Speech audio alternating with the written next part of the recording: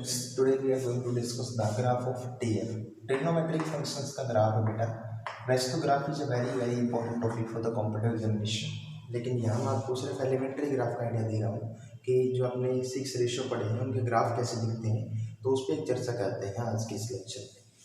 y is equal to है आपका sine x, इसका आपको ग्राफ प्लॉट करना है. तो बेटा सबसे पहले चीज़ तो मैं आपको बता दूँ कि आपका जो साइन एक्स होता है, इस साइन एक्स की मैक्सिमम वैल्यू जो होती है बेटा वो +1 होती है और जो मिनिमम वैल्यू होती है वो होती है -1. ठीक है, तो मीन्स ये मैक्सिमम कहाँ जाएगा, +1 पे जाएगा और मिनिमम कहाँ जाएगा, -1 पे. इसकी सारी वैल्यू उनके बीच में रहेगी. अब देखो, आप एंगल x की वैल्यू रखते थे, y की वैल्यू सोचते थे. जैसे सोचो अगर मैं x को 0 ले लूँ तो साइन 0 0 होता है, यानी कि ग्राफ का एक पॉइंट मेरे पास कहाँ आएगा, 0 0 आएगा, ये आएगा. उसके बाद अगर आप इसमें 90 π/2 रखते हैं तो साइन π/2 क्या होता है, 1. तो वैल्यू आपके पास क्या आएगी बेटा, 1 आएगी. तो 0 से 90 जाते हुए इसकी वैल्यू जो है 0 से 1 तक गई. इसके बीच में काफ़ी एंगल होंगे, जैसे आपने पढ़े 30 डिग्री, 45 डिग्री, 60 डिग्री. तो उन पे वैल्यूज करोगे तो ये फ्री हैंड से ज्वाइन करने पर आप एक ऐसी कर्व प्राप्त करेंगे. ठीक है, 0 से π/2 साइन का ग्राफ ऐसा दिखता है बेटा. 0 से π/2 का मतलब ये है कि आप जो है फर्स्ट क्वाड्रेंट कवर कर चुके हो बेटा. फर्स्ट क्वाड्रेंट में 0 से π/2 कवर हो चुका और π/2 की वैल्यू क्या है, उसने +1 ली है. फिर π/2 से आप आगे अगले क्वाड्रेंट में आओगे, इसलिए जो गैप है वो 90 डिग्री पे है बेटा. π/2 रेडियन कहो या 90 डिग्री पे कहो, क्योंकि एक राउंड पे 90 चलता है, π/2 चलता है. दैट इज वाई ये 1 π/2, ये 2 π/2, ये 3 π/2, ये 4 π/2, ये आपका 5 π/2, ये 6 π/2, ये 7 π/2 और ये आपका है 8 π/2. फिर π/2 से पाई आओगे तो वैल्यू वापस कहाँ जाएगी, 0 पे. इट मीन्स जैसा ये ऊपर गया था है ना, बिल्कुल वैसा ही नीचे आ जाएगा और पाई पे आगे इसकी वैल्यू क्या हो जाएगी बेटा, 0. जब जब इस लाइन पे एंगल आएगा साइन की वैल्यू क्या आएगी, 0. तो पहले हम यूँ चले हैं यहाँ से लेकर यहाँ तक, ये हाफ साइकिल हो चुका. अब आप जब यहाँ से आ जाओगे तो यहाँ वैल्यू होती है -1 बेटा, तो इधर नेगेटिव वैल्यूज चली. तो ये जैसी कर्व एज इट इज थी ना, ये यूँ क्यों -1 की तरफ जाएगी और -1 का होगा 3π/2 पे. तो वहाँ तक ये ग्राफ रेगुलरली यूँ जाएगा बेटा. 3π/2 के बाद क्या होगा, यही नेगेटिव वैल्यूज पे रिपीट होगी. तो जैसे यहाँ जाएगा और उस पर वैल्यू क्या हो जाएगी आपके पास, 0. तो ग्राफ चलेगा आपका जस्ट लाइक दिस. ऐसा ग्राफ आपके पास जो है साइन का बनता है बेटा. अभी साइन का 2π पे ग्राफ इतना है. फिर 2π कंप्लीट होते ही क्या होता है बेटा, साइकिल वैसे रिपीट होते हैं जैसे फर्स्ट साइकिल होता है. तो जैसे ही ग्राफ यूँ चल रहा था और जैसे 2π पर आया तो ये ग्राफ अपनी खुद की कॉपी करना शुरू कर देगा. अगेन आपका ग्राफ जो है बिल्कुल ऐसे प्रोसीड करता रहेगा. और बैक डायरेक्शन आप देखोगे तो आपको पता है कि इधर वैल्यूज क्या हो जाएंगी उसकी नेगेटिव, ठीक है, और इसमें वैल्यू क्या हो जाएगी उसकी पॉजिटिव. ये एक बार वैल्यूज सोचते हुए प्लॉट करके देखना, आपको साइन एक्स का ग्राफ बेटा ऐसा दिखाई देगा. इसकी बहुत प्रैक्टिस करनी है. नेक्स्ट ग्राफ आता है y = cos x का. ठीक उसी प्रकार सोचो, देखो 0 पे cos की वैल्यू 1 होती है, यानी कि जब मैं इसमें x बराबर 0 लेता हूँ तो y बराबर क्या आएगा मेरे पास, 1 आएगा.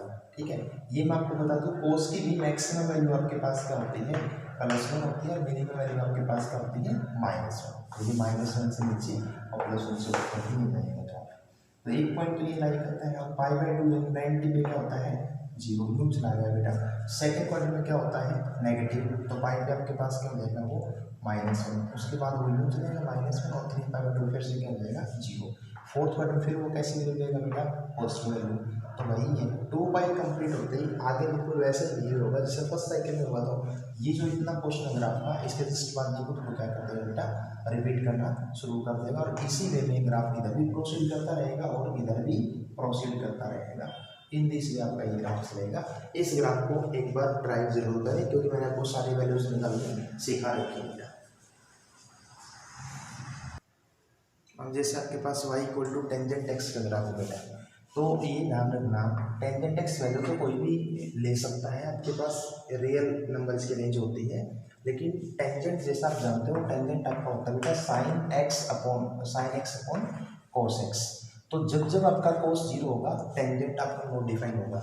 और आप जानते हो कि cos 0 का होता है π/2 पे या 3π/2 पे या 5/2 पे. π/2 के किसी भी ओड मल्टीपल पे cos क्या होता है, 0 होता है. तो इट मीन्स π/2 पे टेंजेंट x डिफाइन नहीं होता. और बात 0 पे करें बेटा, tan 0 क्या होगा, sin 0 अपॉन cos 0 0 आएगा. तो पहला पॉइंट ग्राफ का ये ओरिजिन पर रहेगा.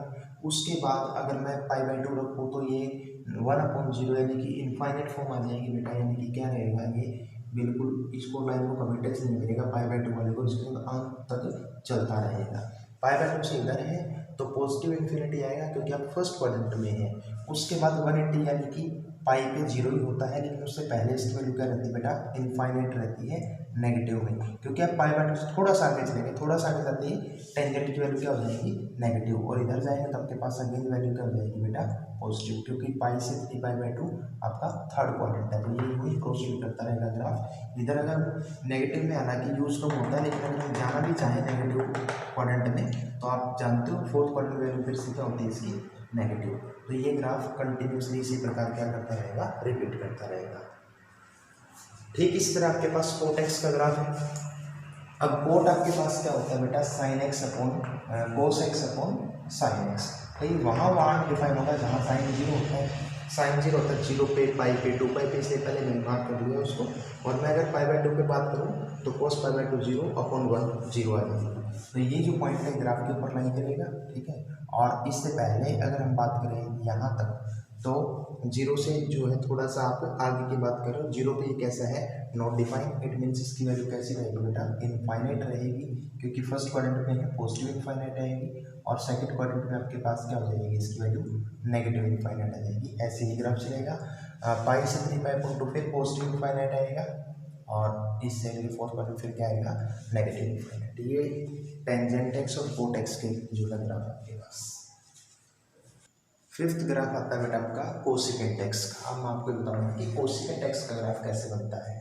देखो एक बात ध्यान रखो बेटा, जो कोसिकेंट एक्स है ना, आप चाहें तो इस कोसिकेंट एक्स को 1 अपॉन साइन एक्स भी लिख सकते हैं, है कि नहीं। तो देखिए कोसिकेंट एक्स का बेस कौन है बेटा, साइन एक्स, इसलिए जब कभी भी आपको कोसिकेंट एक्स का ग्राफ प्लॉट करना हो, आप सबसे पहले साइन एक्स का ग्राफ बनाएंगे। देखो ये इसके टेक्निक है बनाने की। साइन एक्स का ग्राफ आपको मैंने सिखाया था, 0 से 2 पाई तक, और इधर 0 से -2 पाई तक का ही ग्राफ बना लो, इतना आपके लिए सफिशिएंट है, आगे भी ऐसे चलेगा।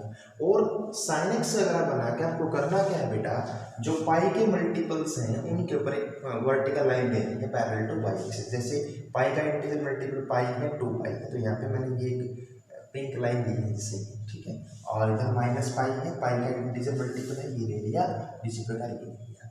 देन आफ्टर प्रैक्टिकली सोचो, देखो ये एंगल आपके पास कितना बेटा, पाई अपॉन 2, ठीक है।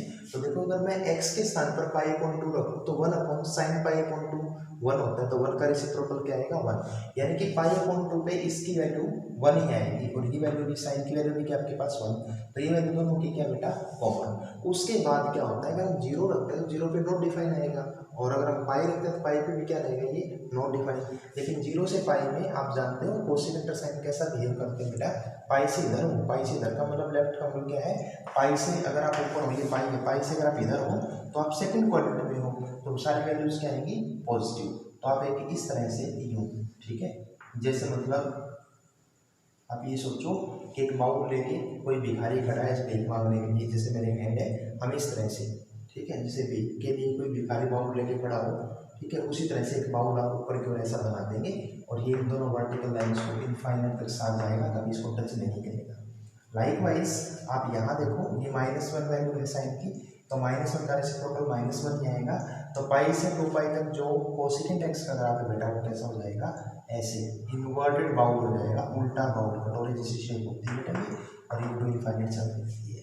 लाइकवाइज आपको इधर करना है, ये पॉइंट बेटा कॉमन रहेगा -1 वैल्यू वाला, और बाकी सारी वैल्यूज कहाँ आएंगी, इस प्रकार से नीचे की आएंगी, ठीक है। ये पॉइंट कॉमन रहेगा इसका, और ये सारी वैल्यूज कहाँ आएंगे बेटा, ऊपर।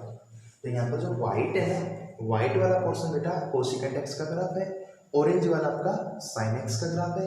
ये एंगल प्रॉपर नोट करवाए गए हैं। इस ग्राफ को एज इट इज अच्छे से देखिए, इसको कॉपी करो और बार बार इसकी प्रैक्टिस करो, ट्राई टू अंडरस्टैंड इट। इसी प्रकार आपका बेटा नेक्स्ट आता है सीकेंट एक्स। देखो सीकेंट का बेस कौन होता है, सीकेंट का 1 अपॉन कोस एक्स भी लिख सकते हैं। तो जैसा हम उसमें क्या आप समझ सकते हैं, इसका ग्राफ समझने के लिए पहले कोस का ग्राफ बना लो। तो ये मैंने कोस का ग्राफ बना लिया। कोस का ग्राफ बनाने के बाद यहाँ पाई अपॉन 2 के और मल्टीपल पे ऐसे वर्टिकल लाइन आपने ड्रॉ कर दी, ठीक है, सिमिलरली। और उसी पैटर्न के बेस पर ये जो है यहाँ से आता तो ग्राफ आपका चलेगा बेटा इस प्रकार, सीधा बाउल, यहाँ से आता ग्राफ आपका चलेगा बेटा ये डाउनवर्ड बाउल, और इसमें भी ग्राफ आपका क्या चलेगा डाउनवर्ड बाउंड चलेगा, इनको कभी टच नहीं करेगा। सो इन दिस वे हमने 6 के 6 ट्रिग्नोमेट्रिक फंक्शंस की ग्राफ की। कल आपको कोई असाइनमेंट दे नहीं रहा हूँ तो आप ग्राफ की अच्छे से प्रैक्टिस करो, क्योंकि आगे जाके आपको कॉम्प्लेक्स ग्राफ बेटा स्टडी करने होंगे। थोड़ा सा जब आइडिया की बात करेंगे, ये बेसिक है, फंडामेंटल है। These are from the NCERT book, easily available होंगे। सो आप इनकी प्रैक्टिस कीजिए, फिर कॉपी में नोट कीजिए और समझने की कोशिश कीजिए।